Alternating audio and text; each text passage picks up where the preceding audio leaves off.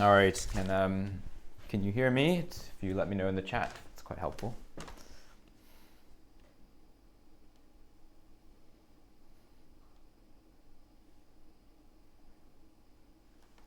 Thanks, Peter. Okay. All right, so welcome back.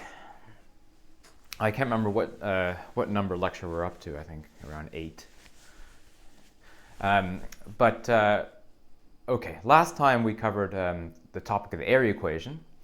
And the Airy equation, as we introduced, was this wonderful example of Stokes phenomena. It was the first kind of documented example of the Stokes phenomena studied by Stokes in the 1800s.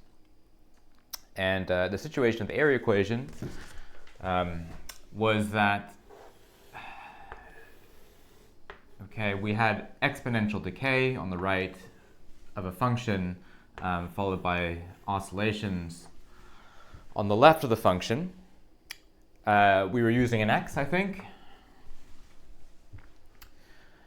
And the question that we were concerned about was that on the right-hand side, the function behaves like essentially a constant over x to the 1/4. It has an algebraic decay on the left times e to the minus 2/3 x to the 3/2.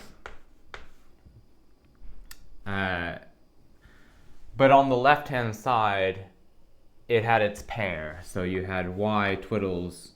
I'm going to choose this constant to be 1. 1 over x to the 1/4 e to the 2/3 minus 2/3 x to the 3/2. So this exponential is present on the right because you have decay, and the function is required to satisfy infinity. The solution decays at positive infinity. But then on the left-hand side, you would have its pair, but with a prefactor of I in front, and then e to the 2/3 x to the 3/2.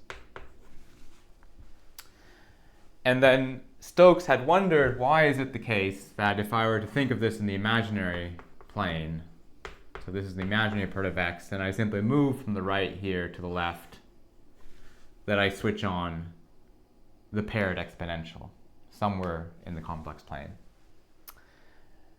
And what we did was we took the original ODE, we converted it to an integral equation, and then we did steepest descent on that problem. And the picture that we developed was that, let me now erase this kind of the vertical axis here and just draw it in the x-plane. The picture we developed was, here's the real part of x, here's the imaginary part of x, and then within the complex x-plane, there exist these Stokes lines. For this problem, they originate from x equal to 0,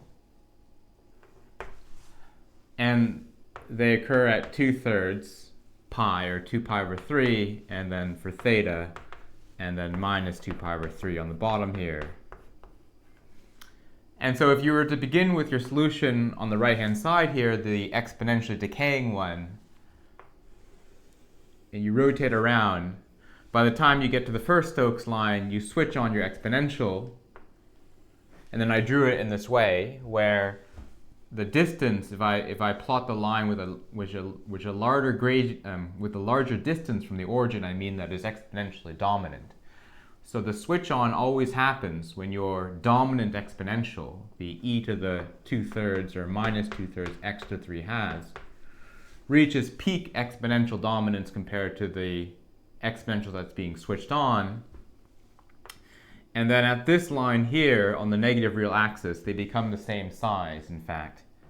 And that's why you have a real oscillation, that this exponential, when it's switched on, is exponentially small, but actually the size begins to reorder. And then this continues on. and then it switches off, the original exponential will switch off at the minus 2 pi over 3 line, and then you'll continue on with the one that you switched on. Now you get back to yourself because there's actually a branch, the x to the 3 halves branch function has a branch cut, and so the function that you get back to is the original function itself, but it's been relabeled. And how we developed that picture, we did it within the complex plane using steepest descents. And you'll remember that we had these pictures. This was, I think, in the k plane. We had the real part of k, if k is our integration variable, and the imaginary part of k. And then we had essentially these two saddle points, and we had to always go from a start point to an end point. And as your value of x changes, the saddle points would rotate in that plane. And you would sometimes pick up the first saddle, let's call it the plus saddle, and then sometimes you would pick up both of them, and then sometimes you would only pick up one. Okay? So this is pretty much the story as it's always been, is that it's relatively easy to understand this process using steepest descents. But the key question is always, if I just gave you the differential equation, then how could you have done it?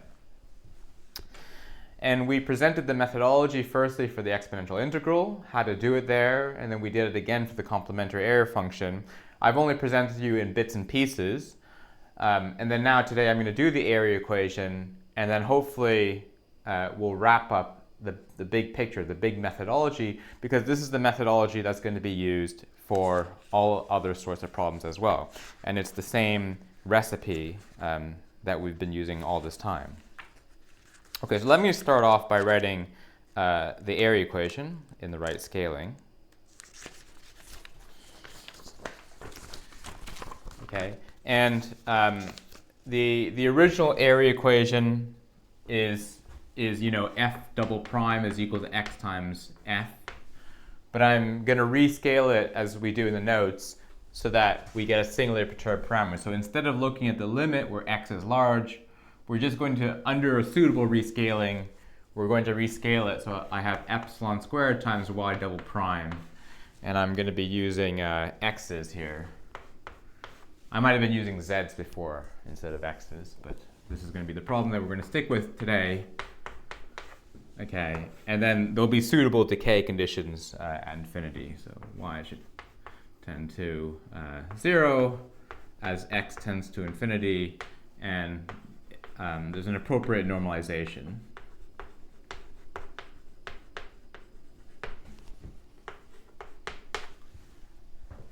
So, I mean, the normalization you pick so that y at the origin is usually so that it agrees with the Airy function, with the AI function.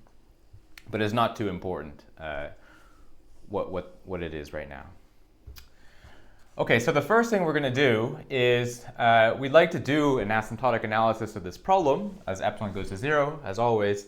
But the issue is that the base series, the exponential on the right, which is the decaying exponential, we'd like to get rid of that exponential so that we can work with a base series which is going up in powers of epsilon without the exponential in front. Okay, so you're going to do the thing that we did for the complementary error function, and then you're just going to say, let's let y of x be a of x times a function s of x over epsilon. And then you substitute this function into the differential equation, and then you solve for the function s. And that's not too complicated. This gives you that s of x is 2/3 or minus 2/3 x to the 3 halves. Okay, so if you just balance the terms at leading order in epsilon, you'll get this equation coming out. And then this gives us a differential equation. We're left with a differential equation for a of x. And the idea is that now a of x, we can develop it in powers of epsilon. Okay, so this gives us, the ODE now gives us epsilon times a double prime plus, and then it's useful for us to leave everything in terms of this s function instead of writing it explicitly in terms of x's, 2s prime a prime plus s double prime times a. Okay. So just to warn you, this lecture is going to be pretty algebra heavy because I actually think it's quite important to go through these steps and to see it done. I mean, I can obviously, I can do it in LaTeX and give you some slides about it, but it doesn't replace actually going through things line by line and seeing how to do the analysis. Okay? Okay, so now we can expand things into a series in powers of a. So let's do the usual thing and let a be a naught plus epsilon a1 plus so forth. Okay, and so I'm going to kind of, as we do this process, I'm going to tell you what the recipe is, and then we'll repeat the recipe at the very end. So the first element of the recipe is to develop the naive asymptotic expansion. Okay, so in the usual powers of epsilon, and so we put this in, and we get an equation for a naught. So this gives us 2 times s prime times a naught prime plus s double prime times a naught is equal to 0. And again, I'm going to resist the temptation of putting in the function s and just try to solve everything for general forms of s for now. Okay, so I can divide out by the prefactor in front. This gives me a naught prime plus s double prime over 2 times s prime times a naught. And then the trick is for me to write this as just a derivative of a function. And so this gives me basically ddx times a naught e to the 1/2 log of s prime. Okay? Is equal to 0. And if I just expand that out, I see that's the case. Okay, so I integrate that, I get a constant, and then that gives me basically, and no, that's right. Okay, so that gives me basically a naught is just a constant over s prime to the 1/2. Because I end up dividing by this factor here, then I just use the log property. Okay, now s prime, you'll notice now I get to put it, if I want to, I can put it in now. So s prime is just minus x to the 1/2. So this will be x to the 1/4 with an imaginary constant in front, but just for simplicity, I'm just going to absorb the imaginary constant into the prefactor in front here. So in fact, I'm going to write this as 1 over x to the 1/4. And for simplicity, I'm just going to assume that the leading constant is 1. I can do it with any constant I like. I can do an a naught in front here, and then it'll just multiply every subsequent term of the series by a naught. So just assume it's 1. And this is just a convenient normalization. So this 1 is related to the normalization of that Airy solution. Okay? Okay, so the other tell, so we've developed the leading order solution, and then the other tell that we're getting an appreciation of is how the progression goes. So when I stick this a naught into the next order, I'll have to take a derivative of this function to get a1, and then essentially the singularity at x equal to 0 is going to do the usual thing and then kind of multiply in strength. And then I'll end up with a factorial over power ansatz. So we have this universality of whenever I have the solution of these singular asymptotic problems with a leading order function which has these singularities in the complex plane, it will typically diverge like a factorial over power. That's not always the case, but in basically all problems that you can imagine for the moment, it will be the case. There will be problems that it's not going to diverge in that way, but it is usually that case. Okay, let me keep this A naught there, and then I'm going to write the nth order problem. I'm going to keep this line here for now. Okay, so this is the first element of our recipe, is to develop the leading order solution. And then I can get A1, I can get A2, etc. The next element of our recipe is to develop the ANth form. And we're particularly interested in the form of AN when n goes to infinity, because we want to characterize that divergence. Okay, so at order epsilon to the n, you can see that I'm going to have this one here. I'm going to have an an minus 1 double prime. And then I'm going to have, I'm going to have an minus 1 double prime, and then all of these will just be an's. So this will be 2 times s prime times an prime plus s double prime times an is equal to 0.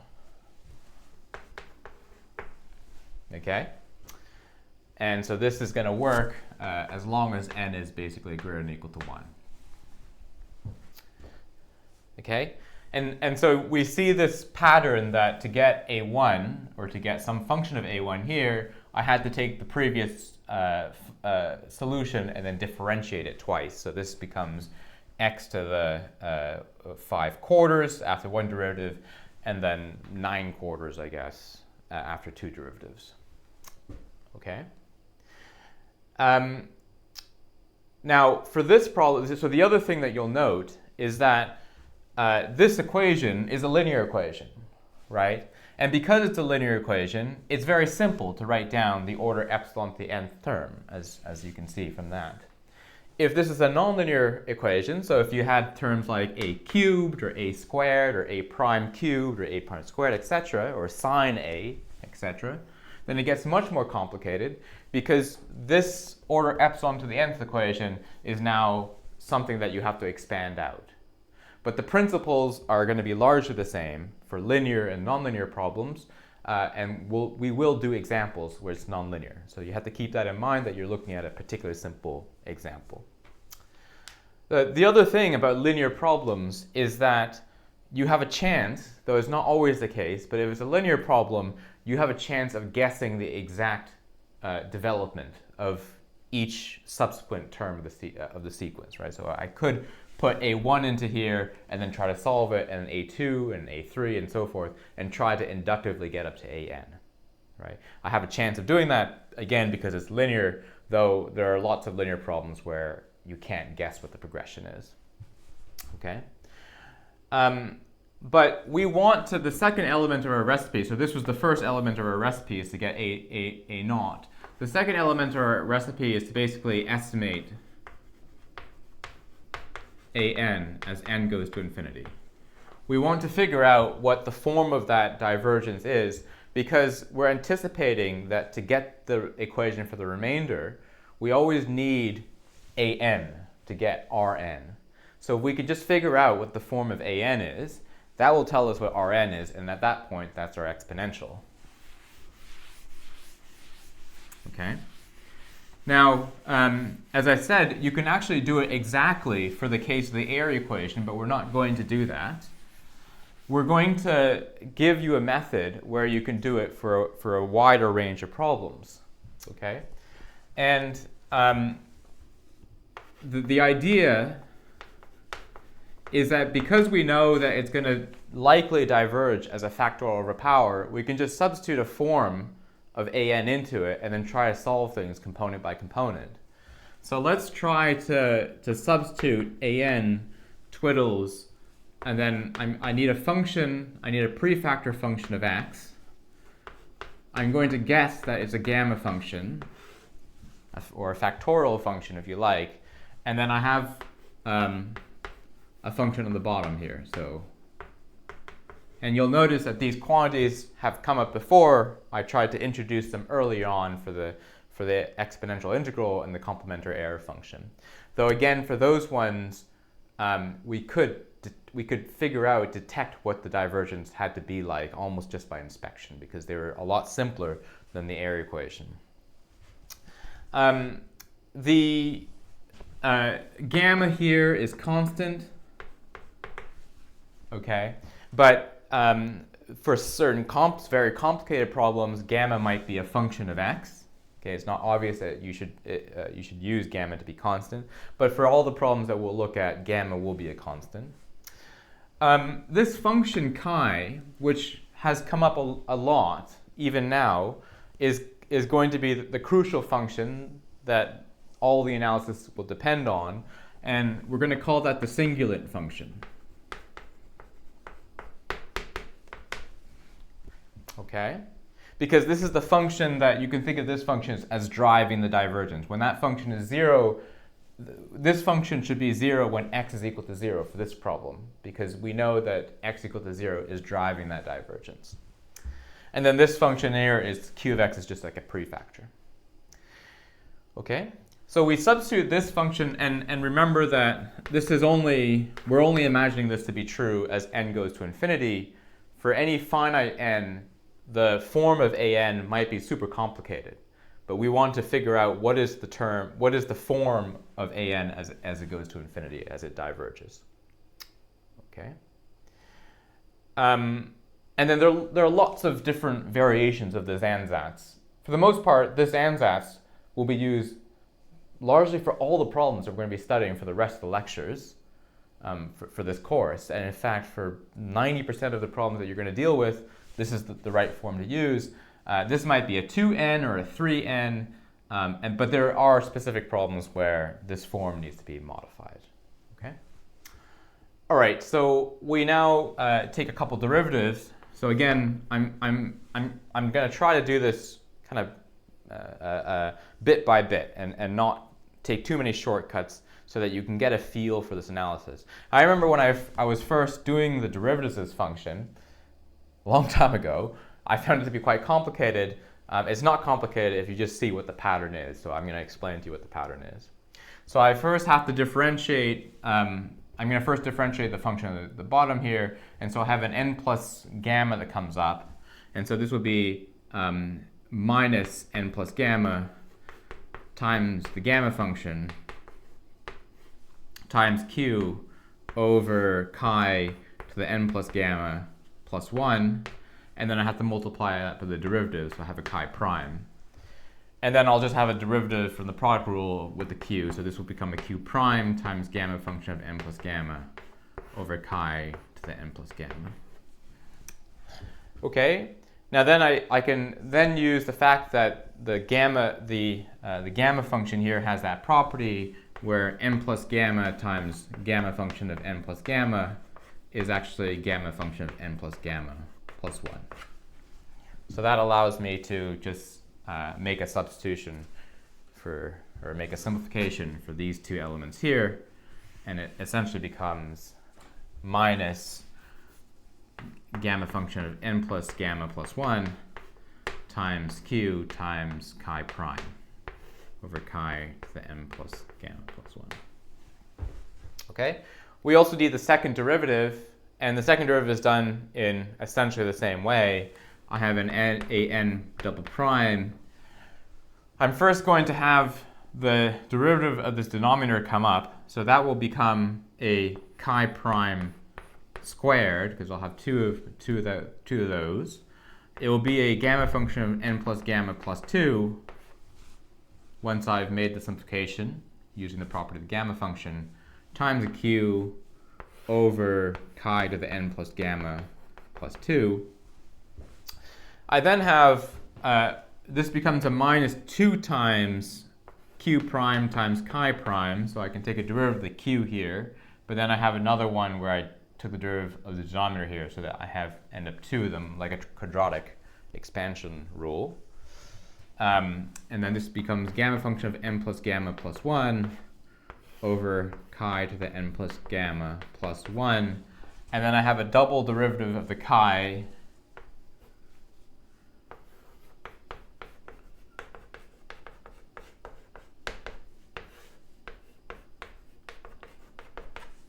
And then finally, I have a double derivative of the q. And I have arranged all these terms in a very specific way, you see, to prioritize the gamma functions. So the biggest one, the next order, and then the last order. Okay? So then now you just have to substitute this into this, and then you expand for large n. That's essentially what you're doing. Okay? Now there's kind of a trick that you're going to anticipate, okay? And the trick is basically that every time you take a derivative, it gets bigger, right? So you can see that every time I took a derivative, I have this factor of n plus gamma plus 1, and then my gamma function went up by 1. And because the gamma function is the thing that is basically driving, it's the thing that dominates as n goes to infinity, essentially every time you take a derivative, the function gets bigger. So between these two functions, the an prime and the an, actually the an prime is the one that you expect to be bigger as n goes to infinity. Okay? This one here is a bit trickier because every time you take a derivative, it gets bigger. So here you've taken two derivatives, but then the index is shifted by -1. So it will turn out to be the case that this an minus 1 double prime is then balancing this an prime as n goes to infinity. And then this term is smaller. It comes in the next order. Okay? So it's almost that, it's essentially, it's not almost, it is the case that whenever you have a shift of an index by -1, that's equivalent to a derivative operation. So here you have n plus 1, n plus 1 prime. Here you have n minus 1 plus 2 primes, or n plus 1. And there's usually, when you do these kinds of manipulations, there's usually this kind of counting trick, that you think of derivatives as adding to the order, and then indices as adding or subtracting depending on what the index is. Okay? So actually, even without doing much arithmetic, if you know in your head that this is going to dominate and then this is going to dominate, then in your head you're already thinking of this term here, because that will be the double derivative, and you're thinking of this term here. And then also, you're taking an n minus 1 for this term, so this becomes gamma function of n plus gamma plus 1, and you can see how they now match up with the next term there. Okay, you kind of have to do these operations a few times, but then once you realize the trick, you realize it's actually not too difficult to manipulate. The manipulation of these functions is very similar to how you do WKB analysis, if that's familiar to you. Okay. So now I'm gonna erase this bit, and I'm just gonna write in what the I'm gonna write in a few of the terms. Maybe not write in all of them because it's a bit long. But if I write this first derivative, this second derivative term, this term was basically chi prime squared, gamma function of n plus gamma plus 1. It was a n plus gamma plus 2, but then it's shifted back by 1 here, so it's n plus gamma plus 1 times a q to the chi to the n plus gamma plus 1. Okay, and then I had a minus 2 times q prime times chi prime times gamma function of n plus gamma. This one's shifted back by 1 compared to that one there. Over chi to the n plus gamma. Okay. And so forth and so on. So these were the first two terms of the second derivative of that factorial over power ansatz. Okay. Now, it's going to be convenient for us actually to divide out by these terms here. So I'm going to divide by the q, I'm going to divide by that factorial, and then I'm going to multiply by this chi function. And so you can see this chi to n plus gamma is going to cancel that chi n plus gamma. leaving me with a chi on top, with a gamma function of n plus gamma plus 1 on the bottom.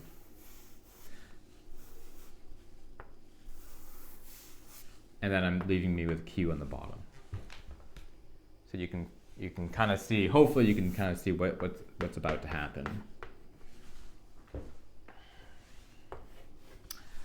Okay, we had a few extra terms in the second derivative, so I'll continue to write those out. The next one here was a chi double prime times a chi. It had a q, but I've divided out by the q. And then you divide out by the same factorial form there. And then the last term was a q double prime times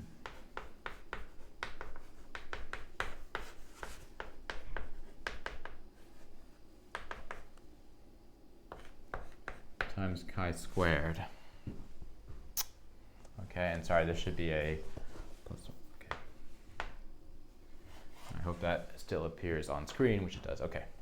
Right, so this was all the second derivatives, and the idea that we're going to use in a minute is that this ratio of gamma functions is just order 1 over n.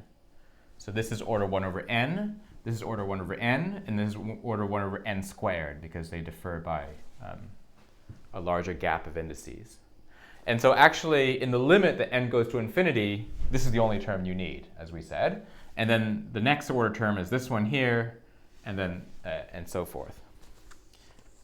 Okay, so just to remember, this was basically a n minus 1 double prime. I need to add 2 times s prime to this, and then I have to put in the derivative of a n prime, and then this one I'll do a lot faster. I'll just write it down.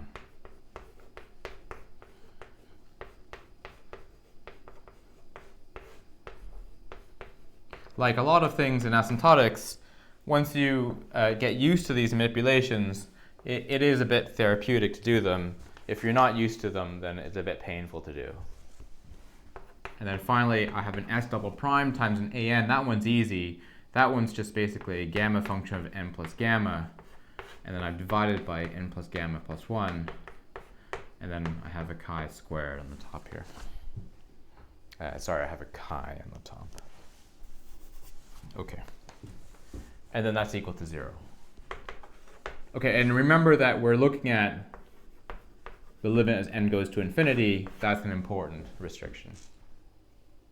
Okay, so you can see that's going to be leading order as n goes to infinity, and then this one here, this one here, this one here, and this one here is going to be involved at the next order term. Okay, so we now have an equation for chi. What does it look like? Well, chi prime squared minus 2s prime chi prime is equal to 0. So either chi prime is equal to 0, and by assumption, so therefore chi is constant, but by assumption chi is the thing that's supposed to be 0 at the singularities, right? That's the thing that is the factor over power bit, so we get to ignore this one. And I'm left with chi prime is equal to 2 times s prime. And s prime was minus x to the 1/2. So this is actually, sorry, it's minus 2 times x to the 1/2, I think. And then I can differentiate, I can integrate this. So I have minus 4 over 3x to the 3/2. Okay. Again, I have a constant of integration from this chi, but I'm going to assume that it's 0, chi is 0 at the singularity. In this case, the singularity is at x equal to 0. Okay. Right. Let's go on.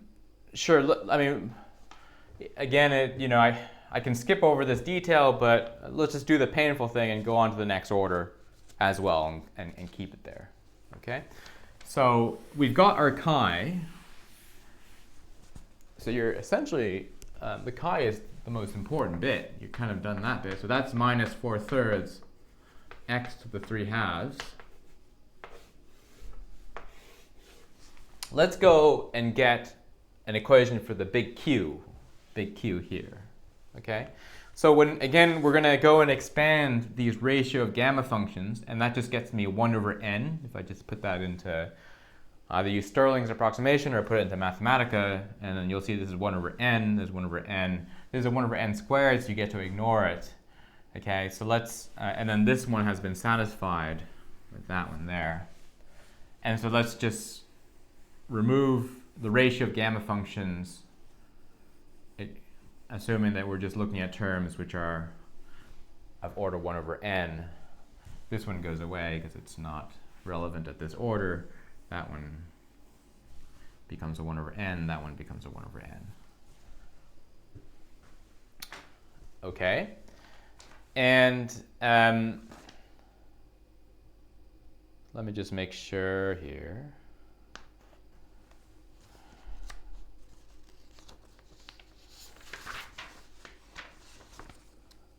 Chi double prime times chi. Sorry, my terms are all, because I erased them all. Let me rewrite things so that it makes sense. This is multiplied by chi. This chi was actually over here.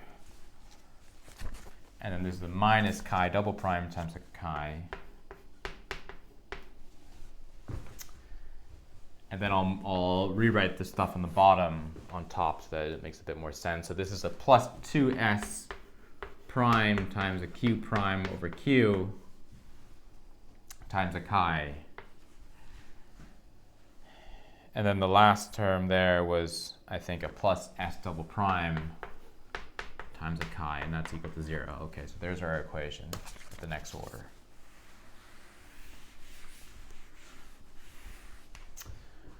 Okay, so it's convenient for you to keep the q prime over q together for a reason that you'll see in a minute. So let's just factor that out. So that's q prime over q. And then there's a minus 2 chi prime times a chi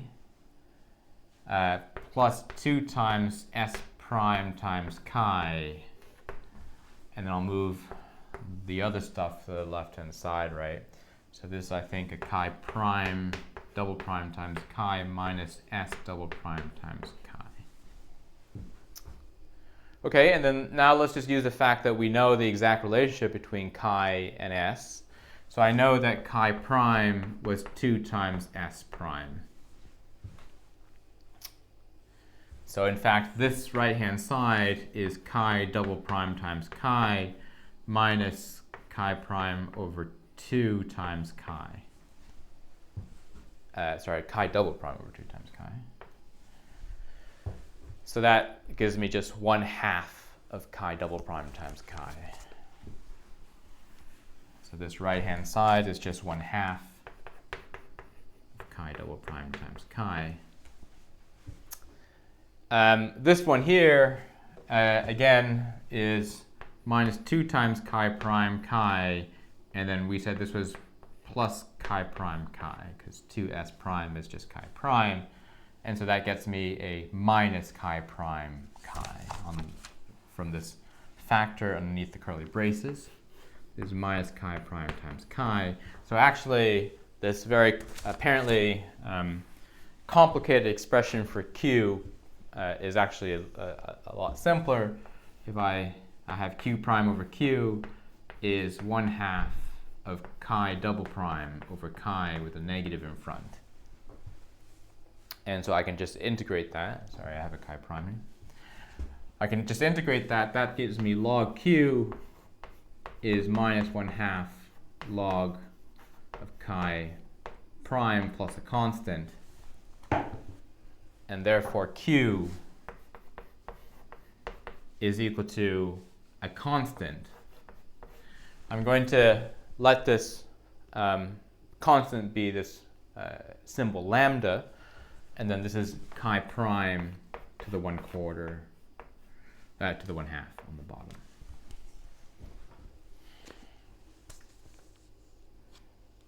Okay. Actually,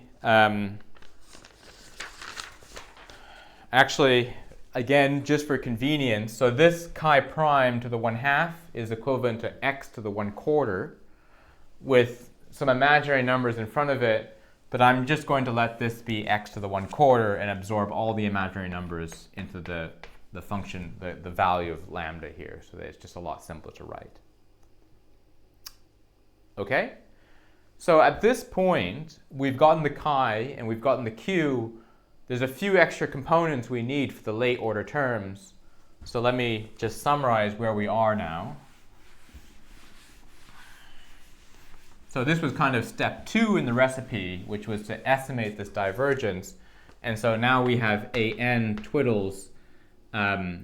It's a constant over x to the 1/4 times a gamma function. And then in the brackets here was a minus 4/3 x to the 3/2 n plus gamma. Okay, so at this stage, what it remains to determine is the value of this constant gamma, and then also the value of the constant lambda here. One of those is easy, the other one is much more difficult. So the easy one is the little gamma. We can figure that one out pretty readily. Basically, little gamma is the shift that you needed to get the divergence to be the right power, right? I mean, this was a process where, as we said, you take your leading order solution, which was 1 over x to the 1/4, and then you're doing this successive differentiation operation in order to get each subsequent one. So the idea is that the gamma has to be tuned so that you get it was generated from the right power. So we can just choose gamma such that when I take my anth expression and I set n is equal to 0, I'm going to get the same divergence as, I'm going to get the same singularity as a0, basically. So this is essentially just, well, I'll just do a big order. It's of order 1 over x to the 1/4.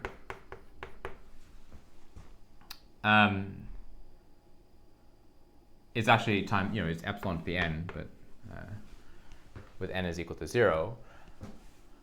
And then it's x to the 1/4 times minus 4/3.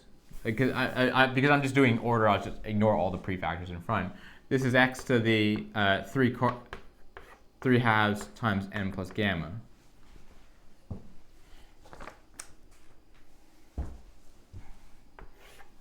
And n is equal to 0, so that will be e to the 0, and that will be 0 plus gamma. That should match that one there, which was a0, right? This is a0. And so you see that gamma should be 0. Bit anticlimactic, but the zero value for gamma is what you need to get the right match for your divergence. Okay. This here we've done in a bit of an ad hoc way, but it's essentially how it works. So you can justify this a bit more formally by doing an inner analysis near x equal to 0. Here we're just doing it in a very basic way, that if I just set n is equal to 0 here, I have to match up with a0. So that tells me gamma has to be 0. Okay, so we're finished our little gamma, and then lambda is the much more problematic one. So this lambda is a numerical prefactor in front of everything, and for most problems that you're dealing with, this is the hardest bit to calculate. Now luckily, it just determines a prefactor on your final solution, on the final exponential you want to predict, but it is problematic, especially for nonlinear problems, of how to get that value of lambda. Okay, so this was item 2 on the recipe, was to kind of estimate an as n goes to infinity, and you did this with your factorial over power form. And then we managed to get the chi, and then we managed to get the form of the q. The third step is to determine gamma and the prefactor lambda via matching near x equal to 0. So in order for you to figure out what the gamma is and any prefactors associated with this big Q, you essentially have to look at the system as you approach the singularity and then kind of do a rescaling and then to do a matching operation. Okay? So I'm going to briefly run you through some of the details of that. It's not difficult, at least for this area equation. You can do it exactly, in fact, but it is arduous sometimes. Okay, so how do we do that? Well, let me erase this nth order problem, and let me just write the original differential equation. So that's the thing that I'm going to need in a minute. So this is epsilon times a double prime plus 2 times s prime times a prime plus s double prime times a equals to 0. Okay, so the basic idea is that you have, let me just draw it like this. So here's my complex x-plane. So that's the real part of x, that's the imaginary part of x. And all the stuff that you've been doing here is applicable away from the origin, yeah? Like a point there. Doesn't really matter where you are in this problem as long as you're not sitting on the origin. So at this point, you then expanded A into a series, A0 plus epsilon A1 plus epsilon squared A2 plus so forth. Okay? And sorry, there's just a question in the chat that I'll answer in a second. So you expanded your asymptotic expansion into this power series.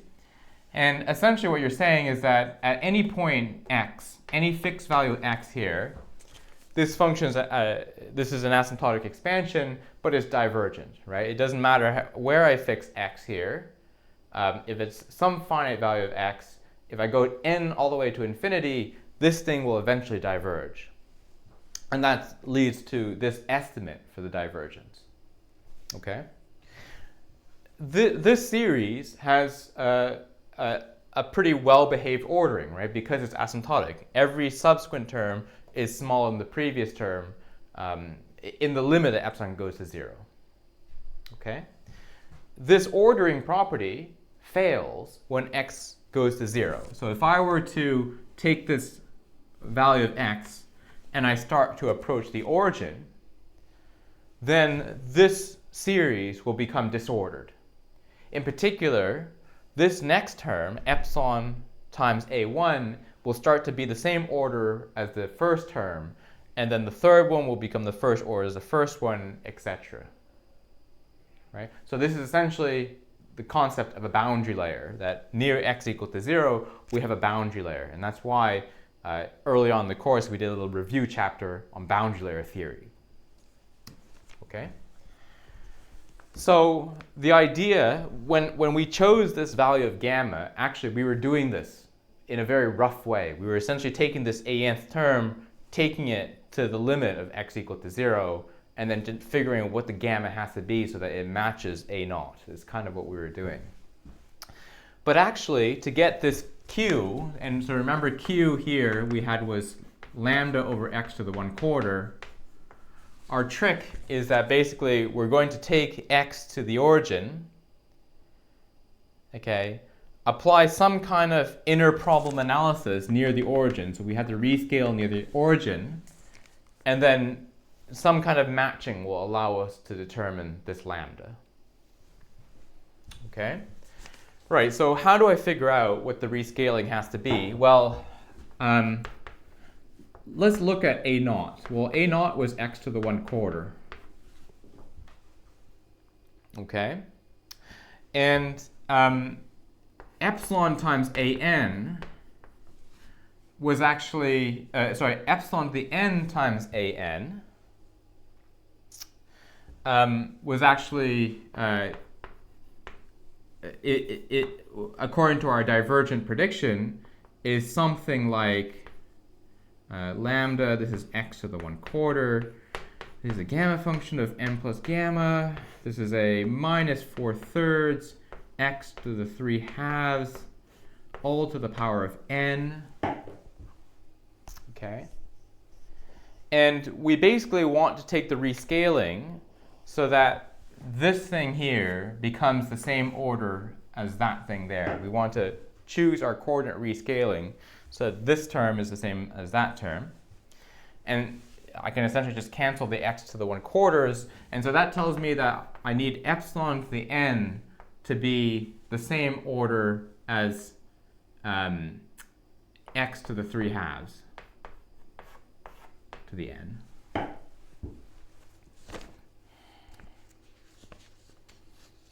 Okay, so that tells me that I want x to be of order epsilon to the 2/3.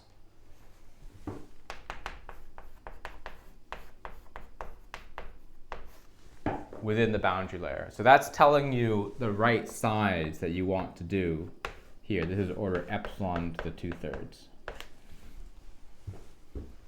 Okay, so yeah, lots of questions here in the chat. We'll come to in a second. So so basically we want to rescale so that I have a coordinate which is then order 1 within a region which is of order epsilon to the 2/3. Okay, and there's actually a convenient way of rescaling. I'm just going to actually let this function be zeta times epsilon. Okay, and then the reason why I'm doing this is because these numerical numbers in front, these numerical prefactors minus 4/3, it's going to be convenient to keep them in the definition of the zeta. Basically, I'm going to get a very clean inner problem when I do this substitution. Okay, so the intuition was that I'm going to let minus 4/3 x to the 3/2 be epsilon times zeta, for zeta, my new inner variable. If you're doing this for the first time, you wouldn't put in these factors unless you know what the answer is going to be. I mean, we know what the answer is going to be so that this is the right substitution to make. If you didn't know that and you just did x to the 3/2 is equal to epsilon times zeta, or if you just did x is equal to epsilon to the 2/3 times zeta, you just get something that's a bit messier, right? But if you do it this way, then you get something that's actually quite elegant. Okay, and then so now you're going to let your inner problem, so a of x, be some function g of zeta, and then substitute this coordinate choice into the differential equation, get something in terms of zetas, and then try to do some analysis there. Let me get to the questions. There are, I think, 2 questions here in the chat. So one question is getting the equation for q and a in terms of s and chi a general thing or specific to the Airy problem? Okay, that's a very good question. And then the second question is about boundary layers.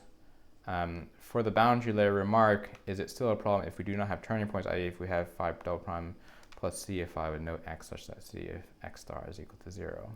Okay, yeah, so I think the person asking the question is familiar with things like WKB and 2-point kind of quantum mechanical problems. So let me erase this stuff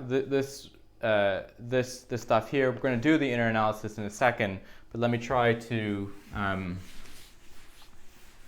don't know how to answer that question a bit more generally. So I think the first question was kind of, we had written this thing here, and then we found that s of x was minus 2/3 x to the 3/2. And then we started doing stuff on the ANs, okay? And we were trying to characterize the divergence of the ANs, and we got something like this.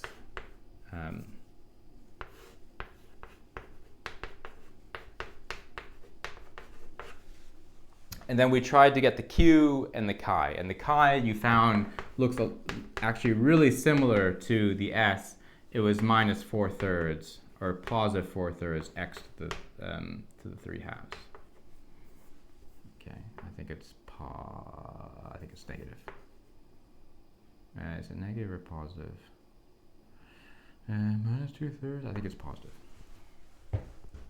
No, it's negative. I wrote down negative before.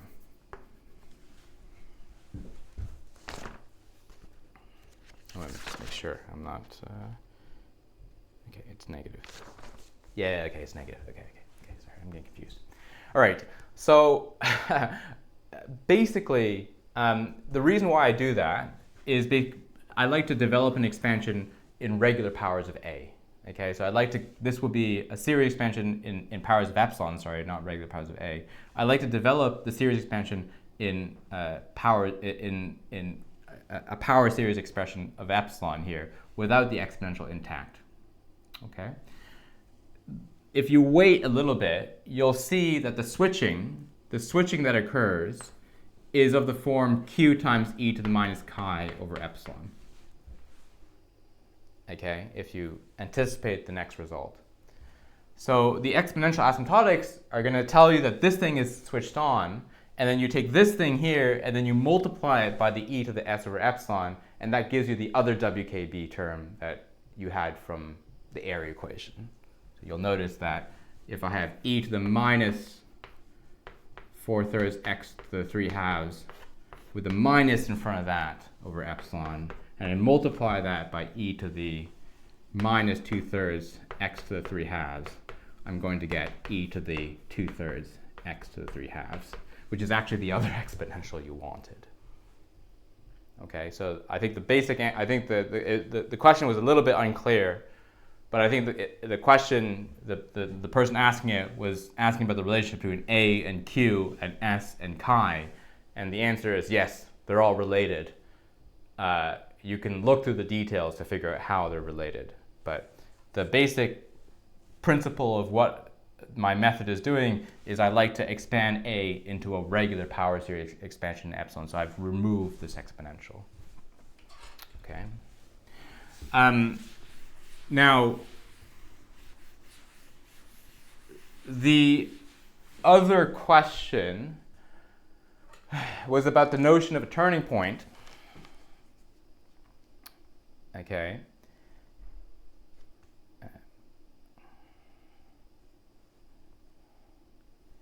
Okay, so they followed up and asked, does this shortcut always work? Is getting the same equation for Q as for A in terms of S and chi, which is not a general property. Oh, I see. So I think, are you asking do we have to kind of write everything in terms of x's, or can we keep them as big S? Is that what you're asking? If we look at the equation for A in terms of S, it looks as the same as the equation for Q in terms of chi.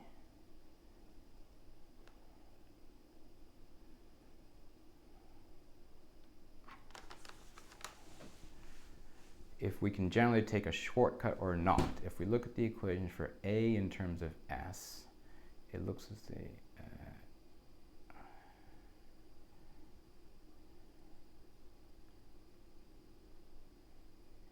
yeah.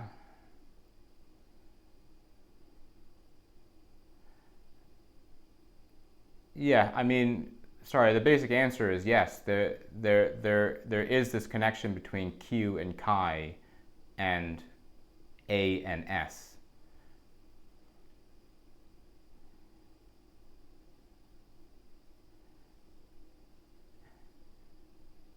So are you asking whether or not for a general problem, you need to remove the leading exponential. Is that your question?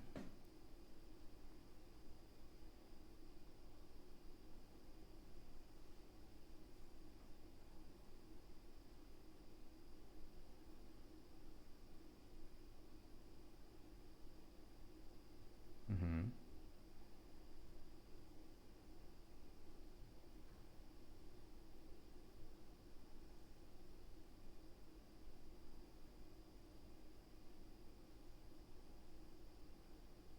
Mm-hmm.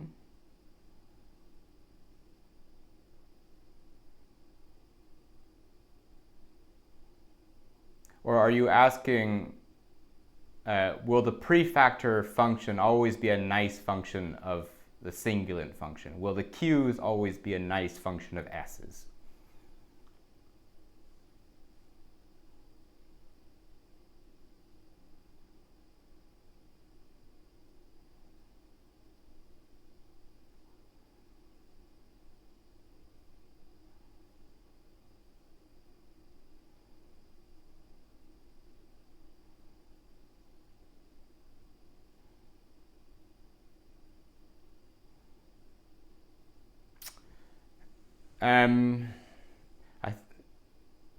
I think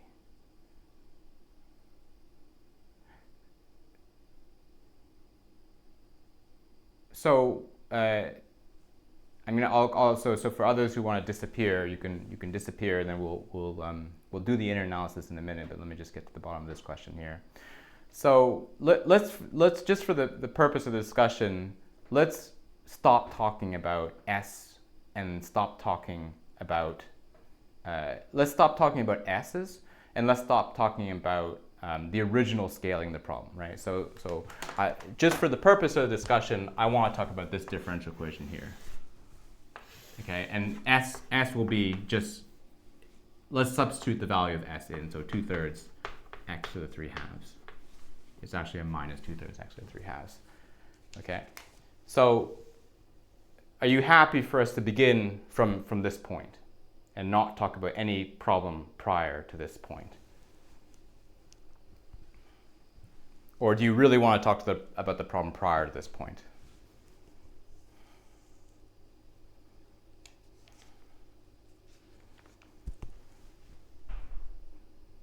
Okay, so can you ask your question starting from that point again?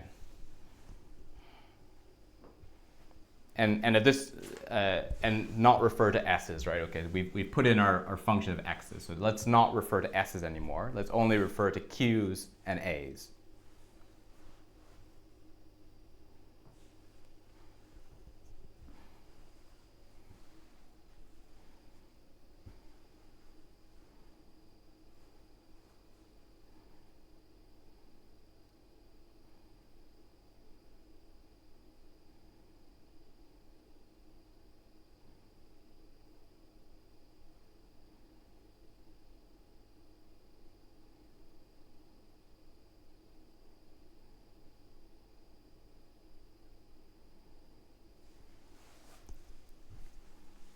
I'll just wait for the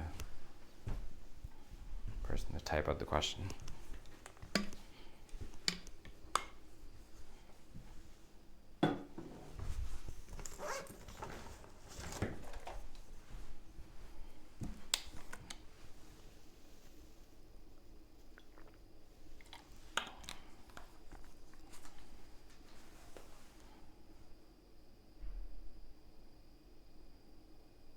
Yes. Mm-hmm.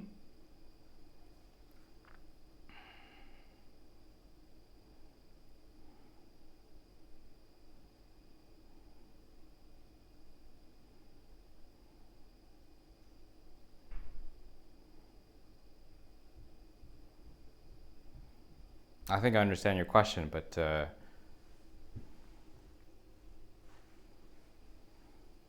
yeah, and I've told you to stop using the s's, right? So here you're referring to the s used in this equation, I assume. Yeah, okay, I understand your question. Yeah, so the answer to your question is is an affirmative. Let me just, for the sake of not confusing anybody else, I don't know if anyone's still in the chat here, but I want to substitute in these quantities here. So this becomes x to the 1/2, and s double prime is minus 1/2 x to the minus 1/2, I guess, something like that. Okay, so we're at the moment we're just talking about this problem here, minus 2x to the 1/2 times a prime minus 1/2 x to the minus 1/2 times a equal to 0. Yeah, I know. So, but just for the case of the confusion. All right. So I think your question is actually a very, I wouldn't say basic, but it's an important question, and the answer is yes. So in analyzing this problem, I can kind of do two things. I can set my a to be a0 plus epsilon a1 plus so forth. And here I'm saying that let's try to do this divergence thing. Okay, so let's try to just estimate this with a q times this function here. And if you know how to do WKB analysis, you might say, well, I can also just set a to be q e to the minus chi,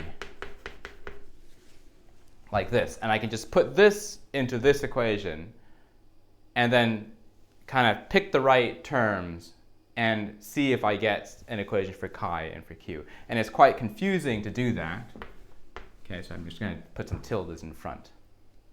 And the basic answer is that the operations you needed to go and figure out these terms turn out to be exactly the same as the operations you need to do to this operation. And you can kind of see that, right? Because if you take a derivative here, the leading term will be the derivative from the 1 over epsilon term. I'll have a minus chi prime over epsilon. And then when I did the derivative here, the leading term was basically this minus n plus gamma chi prime times gamma function of n plus gamma plus 1, right? And so essentially it's correct. The operations used to determine this divergence looks suspiciously similar to the operations used to do the WKB, and that's why the components basically turn out to be the same. Okay, it is modulo.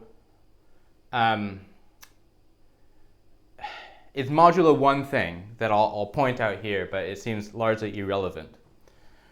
When I do this WKB, there is no restriction for me to take the origin point of this to be the same constant as the origin point for this. Right? So when you get the equation for the chi prime here, it might be, what was it? It's like x to the 1/2 here, and it might be like minus 2. I don't remember the number in front. You had an equation for this thing here, and then you integrated it, right? And when you perform this integration and that goes into here, there's no need for you to select the constant of integration so that this function was 0 at the origin. Whereas when you do it with this operation, you had this ansatz in mind. This is the thing that drives the divergence, and so therefore you selected this chi to be 0 at the origin. But it turns out that if you do the WKB, it's sensible for you to take the origin point of the chi to be 0, because it has to do with the fact this is a turning point, and therefore there's some match asymptotics behind this. Okay, but long story short, yes, you're absolutely right. The operations here are the same as the operations there, and that's kind of why it all works out. And that's kind of why when you do the WKB, you'll see the same elements, the same kind of equations as you did this. The difference is that one is derivatives in n, is kind of operations in n, and the other is derivatives in epsilon. right? And that's the basic idea. Okay, so I've gone a bit over time with it, but that was a very good question. And basically, the more experience we do with this, you'll see the same thing over and over. I'm going to finish up with this inner analysis next lecture on Thursday. Thursday will be the next lecture, and I'll see some of you then. Thanks a lot.